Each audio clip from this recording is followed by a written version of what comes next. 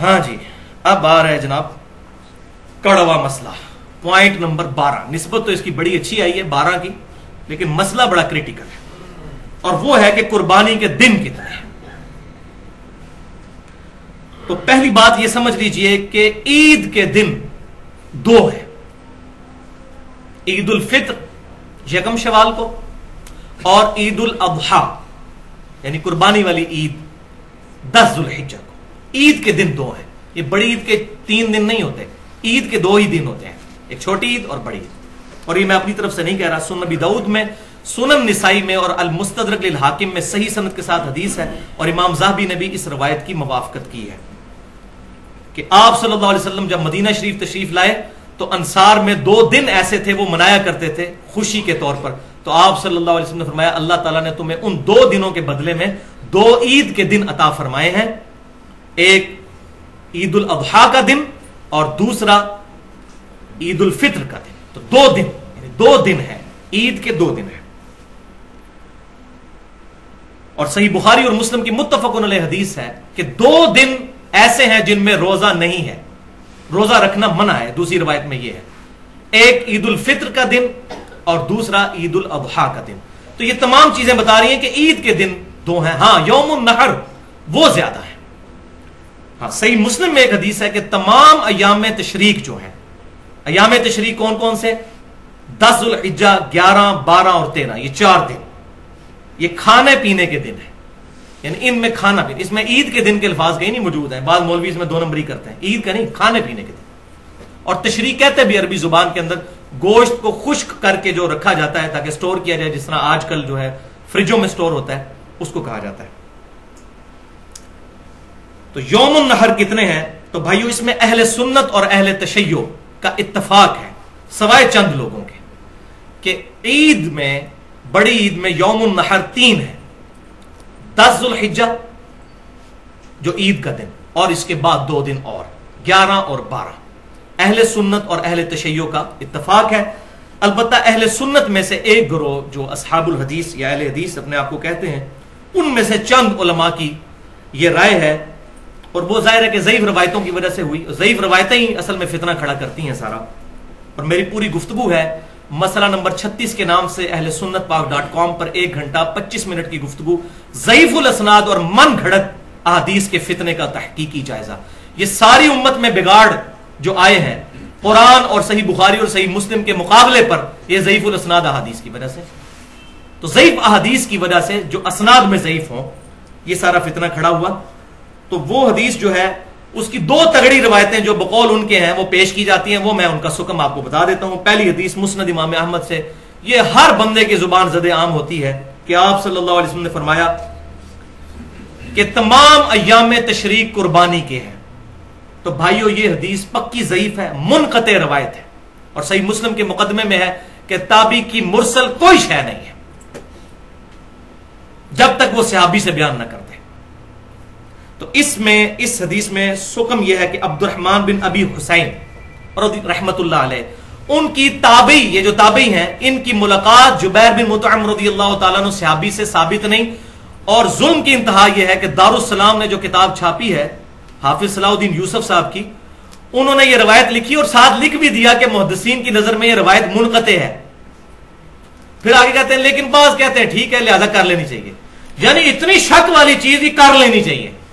फिर तो भाइयों 24 हदीसें तो मैं भी पेश करता हूं नबी सल्लल्लाहु अलैहि वसल्लम के बारे में कि बगैर रफ़ा दैन के आपने नमाज पढ़ी।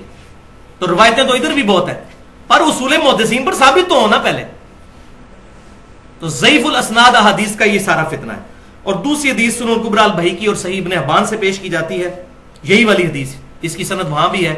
और इसके अलावा जितनी पेश की जाती है सारों में यही सुकम है कि वहां पर क्या है, अब्दुर्रहमान बिन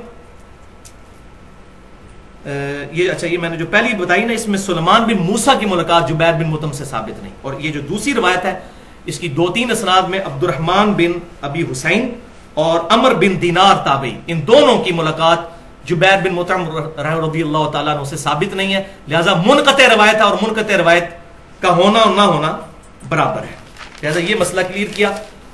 तो लिहाजा कोई मरफू हदीस मौजूद नहीं है ना इस टॉपिक पर के कुर्बानी के कितने दिन हैं, ना 3 पर है और ना 4 पर। مرفوع جو آپ صلی اللہ علیہ وسلم سے ثابت ہو. البتہ اس کے برعکس ہمیں صحیح الاسناد آثار ملتے ہیں، اور وہ پہلا الموطا امام مالک میں اور سنن الکبریٰ البہیقی کے اندر صحیح سند کے ساتھ عبداللہ بن عمر رضی اللہ تعالیٰ عنہ کا قول ہے، اور گولڈن چین کے ساتھ.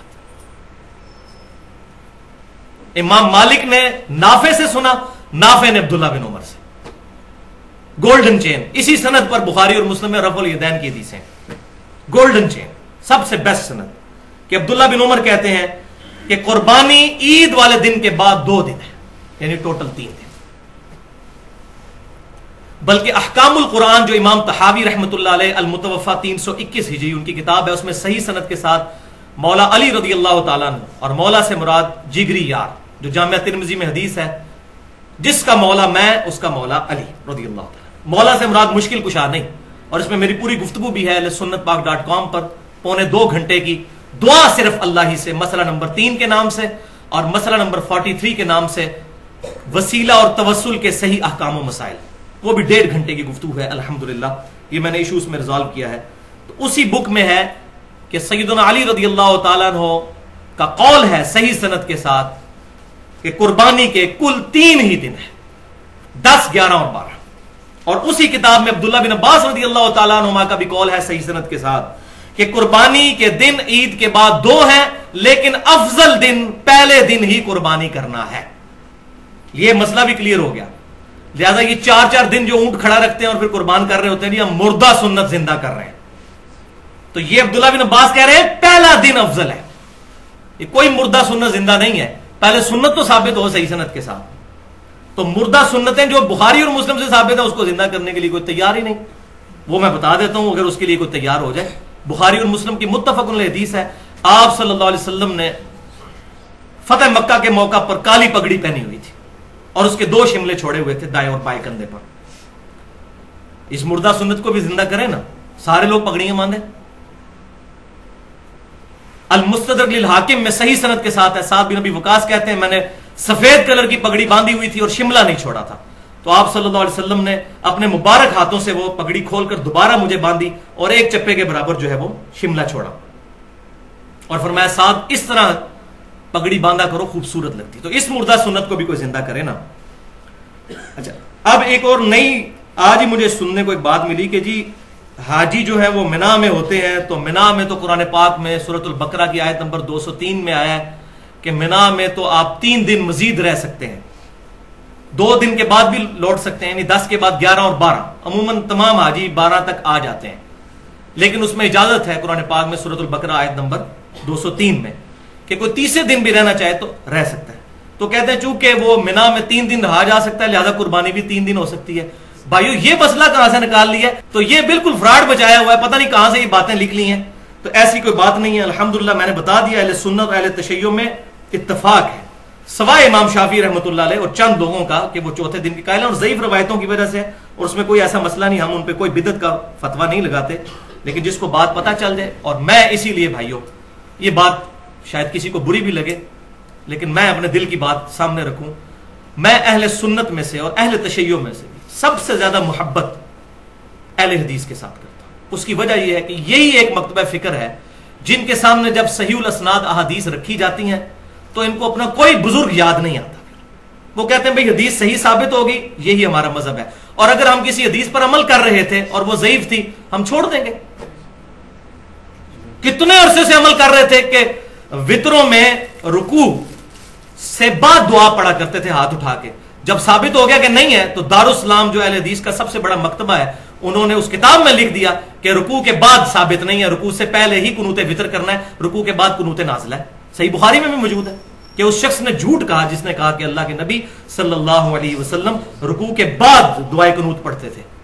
وہ تو آپ نے 1 مہینہ پڑھی قنوت نازلہ میں، ورنہ پہلے ہی پڑھا کرتے تھے. انہوں نے رجوع کیا. ایون ہمارے اسلام آباد میں دارالاسلام مسجد اہل حدیث کی پچھلے سال انہوں نے باقاعدہ بروشر تقسیم کیا، حالانکہ وہاں چوتھے دن قربانی بھی ہوتی تھی. ریٹن فارم میں انہوں نے رجوع کیا کہ بھئی قربانی کے 3 ہی دن ہیں. اور میں ان تمام چیزوں کا کریڈٹ جو ہے ایک پرسنالٹی کو دیتا ہوں جو میں سمجھتا ہوں، جو میں نے پہلے بھی کہا، چاہے یزید والا مسئلہ ہو چاہے یہ مسئلہ ہو، اہل حدیث کا قبلہ ایک دفعہ درست کر دیا، وہ حافظ شیخ زبیر علی زئی صاحب حفظہ اللہ ہے، اللہ تعالیٰ ان کے علم اور عمل میں برکت عطا فرمائے. انہوں نے یہ مسئلہ الحمدللہ آج سے 5 سال پہلے ایکسپوز کیا. ان کا رسالہ جو الحدیث نکلتا ہے 44 نمبر رسالہ، آج سے 5 سال پہلے 1428 ہجری میں ذوالحجہ کے مہینے ہی میں جنوری 2008 میں ان کا رسالہ نکلا. اس میں انہوں نے لکھ دیا کہ یہ چوتھے دن والی روایت جو ہے یہ پکی ضعیف ہے. شیخ زبیر علی زئی رحمہ اللہ 3 دن تک قربانی کرنے کے قائل تھے. چونکہ چوتھے دن قربانی کی جتنی احادیث ہیں وہ سب منقطع ہیں. جبیر ابن مطعم رضی اللہ تعالیٰ عنہ صحابی سے تابعین کی ملاقات ہی ثابت نہیں ہے، وہ منقطع روایتیں ہیں اصول محدثین پر. اور بالکل واضح ہے، انہوں نے رسالے میں وہ تمام روایتیں ان کا انالیسس بھی کیا، اور صحیح روایت الموطا امام مالک سے گولڈن چین کے ساتھ کہ امام مالک نے سنا نافع سے اور نافع نے عبداللہ بن عمر سے.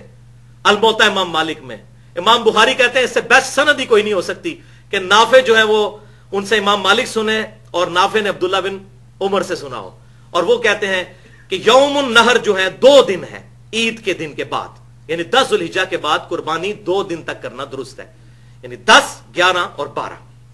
بہرحال اس پہ پورے دلائل، ان کا پورا مضمون جنوری 2008 کے رسالے میں الحدیث نمبر 44 میں چھپا ہوا ہے ذوالحجہ کے مہینے میں. چوتھے دن قربانی کی روایت اتنی ضعیف ہے، کیا وجہ ہے کہ اب ہمارے اہل حدیث ابھی تک اپنے علماء کے مقلد بنے ہوئے ہیں؟ اور ہمارے علاقے میں بھی ہوتا ہے کہ وہ 4 دن اونٹ کھڑا رکھتے ہیں، چوتھے دن جا کے قربان کرتے ہیں، اور اب وہ البانی صاحب کا حوالہ دیتے ہیں، حالانکہ وہ آپ نے جبیر بن مطعم سے اس کی ملاقات ہی ثابت نہیں تابع کی. اس پہ آپ مجھے بتائیں کہ میں اس کا کیا جواب دوں جی؟ وہ تو ان سے پوچھے جن کی یہ غلطی ہے. آپ کے نزدیک ہے 3 دن قربانی کرنی چاہیے؟ 3 دن جو ہے قربانی کرنا یہ یعنی آثار صحابہ سے ثابت ہے، حدیث کے عموم سے بھی یہی ملتا ہے. 4 دن قربانی کرنا چوتھے دن یہ نبی کریم صلی اللہ علیہ وسلم سے یا صحابہ سے ثابت نہیں. تابعین میں سے کچھ 1-2 تابعین سے ثابت ہے، جواز تک ہے، لیکن بہترین بات نہیں ہے. بہترین تو اول دن ہی ہے، اور 3 دن ہی قربانی کرنی چاہیے. اور اگر کسی کو مزید تحقیق چاہیے ہو تو میرا پورا لیکچر ہے مسئلہ نمبر 52 کے نام سے، قربانی کے صحیح احکام و مسائل، جس میں میں نے 17 مسائل فرقہ واریت کی لعنت سے بالاتر ہو کر حق بات بتائی ہے الحمدللہ.